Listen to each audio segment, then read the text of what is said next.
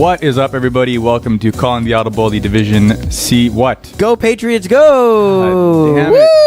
We ruined my intro. It's Justin Blanchard here. He ruined the intro he started. We were just in casual conversation. Yeah, and the music came on. Just, you know, like, we're starting now. What's up, Eagle? All right. Gem Collectress is also here, and the fan club in the corner. Captain Obs is back. Hey, we needed you last week. Yeah, I don't know if we're doing. Well, I guess we'll figure it out when we get there. Well, if you just chime in whenever you want. Go Patriots, go! All right, we're gonna get right into it. Week 9 games recap coming up now. The first game, very interesting. Jagerbomb beating BearSkins 41-32. I was there for a part of that game as I had to get there early, right before my own beatdown at the hands of Alex Hollowak and company. Thank you for that, Alex. Really appreciate that. Man, BearSkins looked terrible from like start to finish. Neil Ettinson with some just weird interceptions, very inaccurate. Defensively, it wasn't looking good. So does this come from the pressure of the Jagerbomb defense, or is it just a sort of outlier? That's what I mean, for them, honestly, I hope it is. I hope it's an outlier because it didn't look like the BearSkins that I had come to expect. It was like Neil on the one particular one, he's running to his left and just like a classic Brett Favre, throw across your body to nobody except for the guy who's there to make the interception, you know? And frustrations. This is not playoff football. Listen, I hope for them anyway that it really is just like a one game thing, because otherwise, you know, this team is loaded. I don't think that Jagerbomb should have taken it to BearSkins the way that they did. I don't know what you're expecting coming into this game. I don't know if we looked at it last week. So I would have picked on paper BearSkins to win this game, absolutely. But hearing this result, I wasn't present the way you were. But hearing this result, I wasn't surprised. Like, I wasn't aghast and taken aback. It was, yeah, that kind of makes sense. Like, right. Especially the fact that we're week 9. It's not giving me the heebie-jeebies to know that Jagerbomb are starting to gain traction and they're going into the playoffs as a hot team, because we're used to it. And we discussed this in week 2 and week 3 when they were struggling. It's a shocker. Yeah. All right. Nobody expected it. Thanks, Eagle. So yeah, I guess to confirm that you are, so, you know, heading in, we'll obviously take a look at it real quick, but, you know, there's still a week to go. They still have a week to probably do terribly, if you will, right before playoffs, because they've already clinched, right? They have secured their bye week. So, yeah. So I guess your question is, how essential is it that they play well in this last game? Yeah, exactly. For a team like Jagerbomb who's been inconsistent all season long. But even the BearSkins, like they've got the bye. Should they play well in the last game of the season? Absolutely. You don't want to go into the playoffs backwards. I think that you treat it as a learning experience. Try and figure out what went wrong in the last game and make sure it doesn't happen in the next 3 weeks. So then, real quick, between Jagerbomb, who are playing Show Me Your TDs, and BearSkins, who are playing Go. Nope, that's a lie. BearSkins are playing Friends in Low Places. Which one is more of a must-win in your eyes for those teams? For which team? Of the two? Yeah, of the two. Yeah. As in, which team needs that momentum more at this point, heading into the playoffs? I think both teams need who needs it more? I guess Jagerbomb of the two, considering their seeding and that they're not guaranteed a game. But BearSkins, just from wanting to play and having that drive to make sure that what happened before doesn't happen again, I would say both teams need this equally at this point. All right, fair enough. I also think of those two, the BearSkins game has much more potential for an upset, and I mentioned that 2-3 weeks ago, and it's starting to look more and more true. Yeah. 2 shitty BearSkins game and then a bye week is a lot of time in your head. Yeah. Agreed. Moving right along, teams who, I don't know, should you be worried a little bit? Royals here, 25-19 versus Backyard Bullies. You want to give us a quick recap of what happened? I called it last week. I called it. What did you call? I called that they were going to lose. Royals won. I lost. What I was referring to is the tight scores that Royals are winning games by, not necessarily the fact that they won or lost. Jim, what happened here? So Royals scored early, had a strong turnover on downs on defense to get the ball back and go up by 2 scores. It's also worth mentioning that while Backyard Bullies had Anthony Van Dram to bolster their roster, Steve Sanner and Vinny Guano were both missing. That's a huge dip. Like Van Dram is a phenomenal player, but you lose out not only on the 2 playmakers, including the defensive player of the year who hasn't played in a bunch of games and is still the front runner, and you lose that chemistry as well. So grain of salt, once again, another one of these asterisks, if you would believe me in my sort of recap of these Royals games. The Royals had gone up by 2 scores, and then Backyard Bullies kept punching it in and bringing it within reach, and then Royals would put up another touchdown, then they would bring it within reach, and Royals marched with the ball with 30 seconds to 5 plays, up by 7. Corey Johnson sees a receiver wide open in the end of the end zone, throws the ball, but the ball's a little sweaty, hits Derek Fontana right in the hands. Like, the ball went to no one but Derek, and Backyard Bullies had first from their own, say, 15 to sort of march with 5 plays, and it all just came down to the goal line stand where Max Giroux picked off Rich Humes. All right, that's actually a pretty good game. So, I mean, look, you briefly touched upon it, but, objectively, do you think that the Bullies have a decent chance of winning this game if they have their 2 playmakers there? Hell yes, absolutely. It came down to that last play, and they were missing their playmakers. So that's your opinion now. Does the team feel the same way with how tight these games have been for Royals these past few weeks? What's the mood of the team in terms of not playing up to the Royals' potential? Everyone thinks that we're this powerhouse, and while we keep winning games, which is great, I'm not sold, and that's why I'm trying to get through the head of the Royals teams that we're just scraping by and we're not really being challenged, which worries me because when the time comes, we're going to fail at it, and that time is going to be in the playoffs. Right. Well, look, you still have 1 week to get your stuff back in order. Very quickly, 10 tackles for 1 Jem Calethris. Did you get picked on, or were you flying around out there? What do you think is more likely in this instance? That's what I thought. Damn. All right, we'll move right along then. I want to very briefly touch upon Junkyard Dogs and Impeccable D. Impeccable D taking 33-32. Both QBs with very similar numbers. 14 for 22 for Jason Rossi, 14 for 20 for Jeff Rosenblatt, 170-ish, 160 yards, and 4 TDs, 3 INTs for both these quarterbacks. Yeah, it just shows the parity of like the 3 and 4 seeds, like the Conference B. We said that this was going to be one of the better games. It definitely lived up to that, and it was close right down to the wire, especially considering the strength of both these rosters. Yeah. Look, it's a 1 point a score to but there was a difference in this one. Which team do you think? How can I say this? Which one, I guess, gives you more confidence going in? Is Impeccable D? Impeccable D winning it. Impeccable D right from the beginning have been I've been solid on. I like what they've been giving so far. They've had a couple of missteps, but this team as a whole, as I've mentioned, their floor is really high. There's no one weak link on this. There's no weak link on this team at all. Everyone is of the same skill. They're all above average. They all excel at what they do, and there's no one to pick on this team. They play defense fantastically. Jeff Rosenblatt is doing amazing things since his injury. Big fan. Yeah. See, I'm gonna give a quick shout out the other way instead, just because I think we had very high expectations for Impeccable D coming in, and they for the most part have answered those expectations. Whereas Junkyard Dogs, we talked about it more towards the middle of the season, where it wasn't really looking too hot necessarily. And I think the fact that it's a loss here, but showing up to this game, playing as well as they did, losing by just 1 point, I think it bodes very well for this Junkyard team moving forward, especially given how they were kind of lackluster, I guess, more a bit towards the middle. And odds are, whether they finish in the 4 or the 5 seed, it's still going to be the same thing. Exactly. It doesn't really matter at that point. The last one here on the docket, as I pull it up here, home for the Hollandaise, 33, Texas Bearmanz 18. This one had very high playoff implications. Mokan, you want to jump in here right away? Captain I'll let Obvious. Jim go, and I'll jump in. Trust me, I got some real Captain Obvious. Mo just wanted to grab the mic in preparation, like he was ready. Go for it, Mo.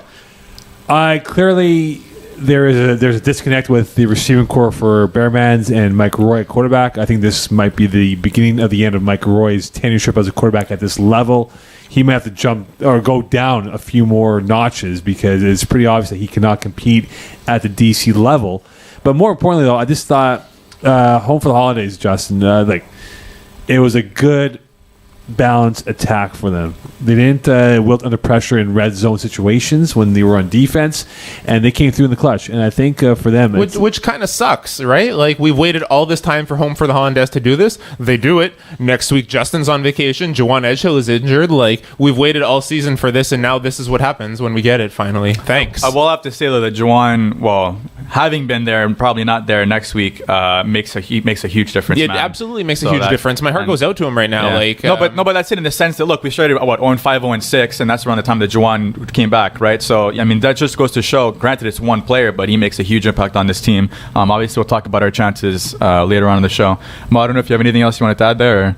Or? Yeah, I just think that for look, I know you guys talk about Home for Hollandaise, but I think for the Bearmanz, this is probably a wasted team of talent that should have done better than what they did on the field. And we've been discussing that as of the first week. I think that the default by just breaking cap and having a loss because of that sort of set the pace for the whole season. I remember talking to receivers on this Texas Bearmanz team that said, like, we have a team now. We have a defense that can, like, have Mike Roy's back. He doesn't have to worry about, like, coming back from behind. He can just find the open man, like, dump them the ball, and we'll score for him. And it just hasn't been happening. But I think it's more than that, though. I think there's a disconnect when I said that before of I'm not saying that no one's playing for him, but it felt like that they were not mentally or physically there. Physically, they were there, like running around, but mentally, so in this instance, because you've seen this team and you've seen this team, I know it's not in the script, but just thinking, Khalil Kerr's recent success in Division D throwing, at this point, do you put Khalil behind center and see what they can muster out of that? Yeah, but I think it's a lost cause at this point, right? Yeah, with one game left in the they're not going to come back. It's not a long-term team that's going to come back and Champions League for I'd be January. surprised. I don't think so. I will say though, to their credit, not really. And anyway, look, they showed up with 4 to begin with, right? They showed up with 4 on the field. So down 6-0 right from the start. They did march the field with 5. Kudos to them. And that's the thing. It was weird because they started off well. You know, Mike Roy's game plan was smart. You know, find the weaknesses, find the holes, and just march up. Let his playmakers make plays for him. These little 5-yard, 10-yard dump offs. Not going deep too much. Finally, did go deep. He got picked off by Juwan, and it seemed like that was it. Like he wanted to keep going deep. It was just weird. It was weird at that point, and he's a lot more mobile quarterback than I think people in general give him credit for. He made Nick Sago look pretty foolish on a couple plays, allowing him to extend plays. But then he'd go off and kind of be just wildly inaccurate at different times when a quarterback I don't think should at that level. But again, to back him up. Couple drops, big drops from this team. 1 on 4th down in the red zone, 1 on a convert. So look, it's not all Mike Roy. It's just the team as a whole, for whatever reason, just hasn't really. This is an offensive-driven league, and the successes will often come at the expense of or because of a quarterback. Yeah, definitely. I think that's good to bring us right into the playoff talk, as their chances remain very slim, but still alive somehow. So we'll jump right into it. I don't know, Eagle, if you have the document up. I do. It's not. Simon didn't totally put up the date. There are a couple games that are missing, but I don't think it should really. He was baking blueberry cupcakes. We don't get any of those. Got to be scorekeeping, dog. I'm telling you. Brotherhood here, GM. Bomb ass. Like you and I have. I'm tired. Club. Yeah. Mo does the thing where he eats food and doesn't tell you about it. Well, why would he? Hey, GM, I need a blueberry muffin. I was actually trying to hide both muffins in my bag without Justin realizing it. And Justin at 11 o'clock, yo, dog, where's my muffin at? We were also gifted chicken wings from Buffalo, which That's Mo true. decided to... That's true. I heard about that. She's terrible. Buffalo Wild Wings. Terrible Mokan. Very briefly, before we get into the playoff scenarios, Happy Trails going deep, and MVE, whose seasons appear to be over at this point. Any quick thoughts on the going deep season? Yeah, they beat MVE, and I was kind of glad to see that. I mentioned my reasons why I would have been happy to see going deep win, and I mentioned my reasons why I would have been happy to see MVE lose, and it happened. So thank you, going deep, for taking care of that.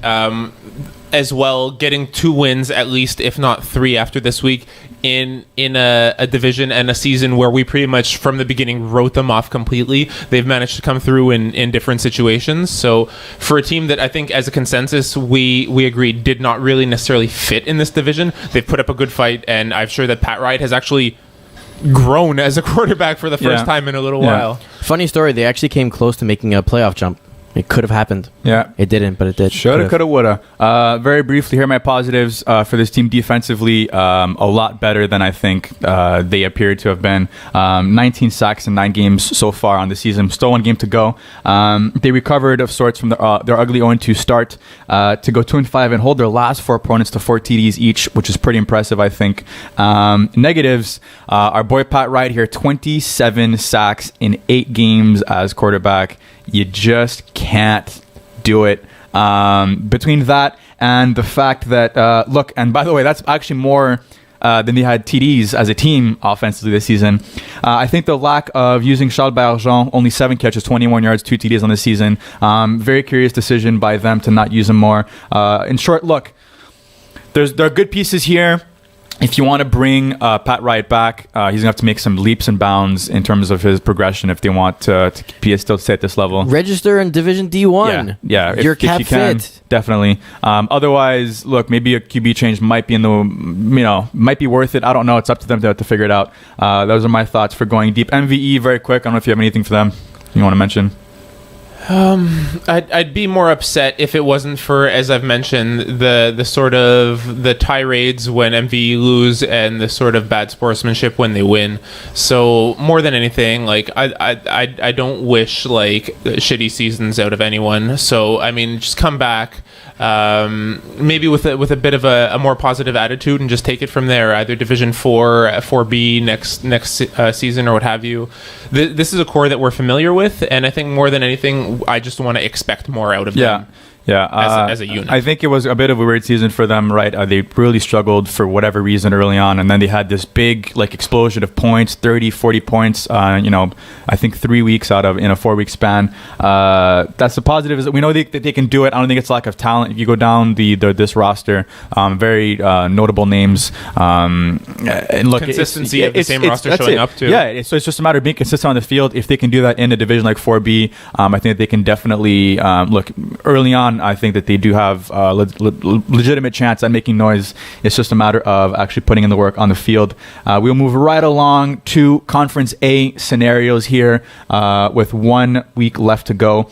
The big one, the fight for the 6th seed, right? That's essentially No Name versus Blue Chips versus Home Field Hollandaise. No Name playing the Commission, Blue Chips playing Smash Bros, and we are playing Going Deep. I think that, what is it? I have it here. Essentially, look, for being honest, in my opinion, anyway, I think that it's essentially between No Name and Home Field Hollandaise at this point. If No Name beats the Commission, they're in no matter what. If Home Field Hollandaise wins and then No Name loses, Home Field Hollandaise are in. If we have for Blue Chips, essentially they need to win and have both of us lose. What do you see going down? It's still kind of likely. Well, I mean, it's possible, but maybe it's just look. Okay, here's the thing. So when we discuss playoff scenarios, usually there's the 90% likely situation, then the 5% likely situation, and then like the long shot in hell after that. Yeah. And this isn't that. This is one of the few times where this isn't that, and I think that it may actually end up happening. I don't see No Name. No Name had a great week this week, putting up 40 points, even though they couldn't win. I don't see them putting up that many again on the Commission. Yeah, that's a crazy good defense. Or did they not just play the Commission? No, they played in the playoffs this past winter season, which No Name won. And if you ask anyone on the Commission, they will never admit it. Say, yeah, they are a bad matchup, but they are a bad matchup for the Commission because the style of play does not really mesh to what they do.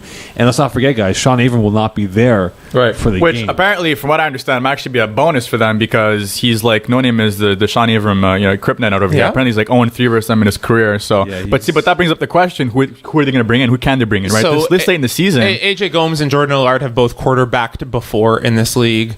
They have. Don Benevento as well can quarterback, but the thing is that no matter which one of those guys goes, you lose them as a receiver, right? And the 3 you just named are the top receivers on this team. Not to mention that, look, I think they're decent quarterbacks. I don't know if QBing in Division C is necessarily their comfort zone, if you will. So there's still that question, right? I mean, I don't know what they're going to do. It'll be interesting to see. Here's why. Look, I definitely agree with you. It's not necessarily a long shot chance for Blue Chips, but knowing Simon, I think that with the cap room room that he'll have with me gone, with Jawan gone, with Min possibly not there. He hasn't, shown up in the past week. That's some Alex good cap. Putes is playing C. Knowing Simo, there definitely might be, there's some room there for him to play with, to find some guys. Look, is that going to be I think more the than difference? anything, it's probably going to be Francois and Corey who come down. Possibly. I don't know. To be honest, I have no idea. I haven't sat down with them and figured out who they're bringing in. That's entirely up to him. I do not really care at this point because I'll be chilling on a beach. And I very much expect them to do well against a struggling going deep team. So that's the way I'm looking at it. I don't know if you have any thoughts on Blue Chips versus Smash Bros. I think that Blue Chips versus Smash Bros is the only one of these, like, it's the matchup of these three that isn't as apparent. It's going to come down to the wire. It's going to come down to Vlad Pierce rushing. Jordan Mitchell is going to come down to those defensive matchups if Sanders Armand can get under the head of the Smash Bros offense. So it's going to be a number of things, whereas the other two are a bit more apparent games to me, especially with the absence of Jawan. Yeah. And Here's what I will say about this game and why, again, I agree with you on them being not that much of a long shot. I think that they do win this game, and here's why. I think it's going to be a low-scoring game. Smash Bros. All season have struggled to put up points. The difference, though, I went back and checked. Smash Bros, man, they have a total of 3 converts or points converted since Jonah Cohen took over in week 5. Blue Chips get like 2 a game, right? So that right there is the difference, right? If you get a 24-25 game, I'm putting my money that's going in favor of Blue Chips, especially with the ability for them to go for 2 with them running the ball. I was going to say Blue Chips have the stones to go for 2 every time and can convert at least 50% of that time. Sorry, guys. Quickly here, Smash Bros. We spoke about them before. I just feel, again, same thing. Confidence issues with Jonah Cohen at quarterback here. I don't think he has the confidence of his teammates to make those clutch throws. And it showed in the victory that they had 2 weeks ago in Broadside. They couldn't close out Danny DeMoore's team. Right. And when it comes to Blue Chips, watch them play. And Lachine, I forget who they had Sunday Night Lachine 2 weeks ago, in which it was a high-end scoring affair. They were down a lot, and they almost came back to win that football game. For them, though, guys, they have to get off to a better start than in weeks past, because if they fall in a deep hole, I know they play well, but they need that lead in hand to become more effective. Yeah, I do agree with that. And Blue Chips as a unit tend to like sharks smelling blood. Like if they detect weakness, they will feed off of that. It's usually when Blue Chips lose, it's not because they were just outmatched, rather than like they weren't able to get under the skin of their opponent. So I think that for here against a team like Smash Bros. That have that inconsistency, they're going to feed off of it. Yeah.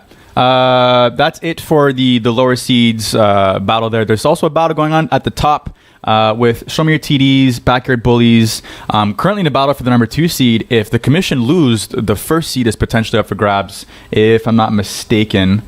According to this, look, they could lose the first seed if the commission lose and both the Bullies and Show Me Your TDs win. Show Me Your TDs are playing Jagerbomb. Bullies are playing Junkyard Dogs. Where you mentioned the commission playing No Name. That they could potentially lose that game. For me personally, I think it's possible for both Show Me Your TDs and Bullies to win their respective games. Junkyard Dogs are very talking about the Bullies game, a very opportunistic defense. I think they have a lot of interceptions. Did Simon do these stats?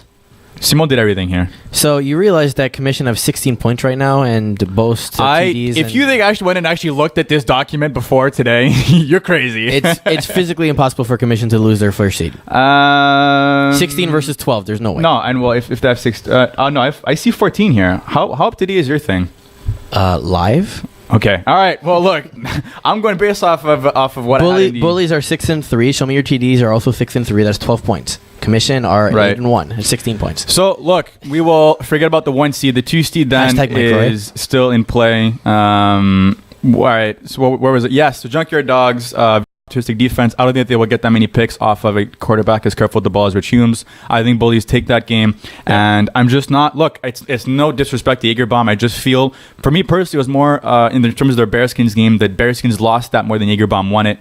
And knowing how good Show Me Your TDs are, they've been on a run, as well as this core has sort of figured out Jagerbomb, as evidenced by the Div 4 4B championship game. Yeah, very true as well. I think that Show Me Your TDs and Bullies take their respective games. Mm-hmm. Fair to say you probably agree. Yeah, absolutely. Yeah. All right, so we'll move right along then to Conference B here. A bit less, if you will, of stuff up for grabs, with already a couple teams having clinched.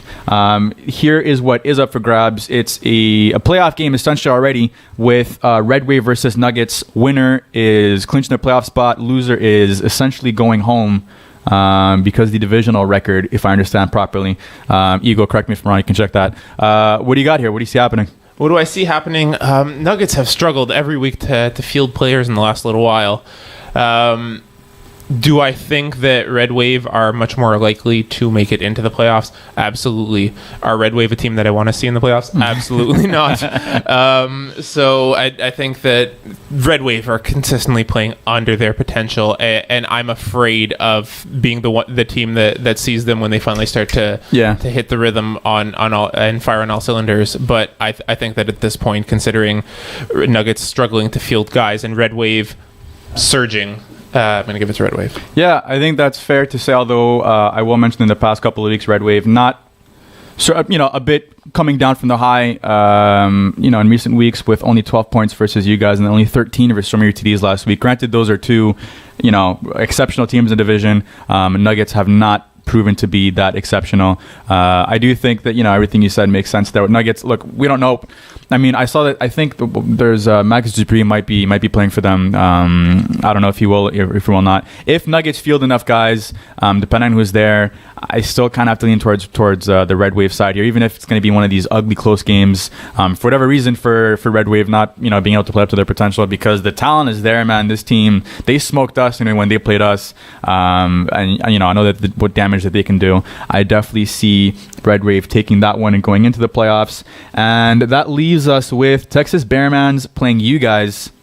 Friends in Low Places playing BearSkins, essentially for the last playoff spot. I will come up with... So the Bearmanz essentially need to win. They need Friends in Low Places to lose, and they need to get a better points against than Friends in Low Places. Eagle, what? If you can check what the points against are at right now for BearSkins and the Bearmanz. BearSkins currently have 237 points against. Sorry, not BearSkins, Friends in Low Places. Friends in Low Places currently have 272 points against. Bearmanz have 254. Wow, okay. So Bearmanz still alive here. What do you see going down? I think that of these two, I mentioned it before, Friends in Low Places are far more likely to generate Friends in Low Places played Bearmanz in week 6 and 1. So it has to be a three-way tie. Right. Okay. So I mentioned that.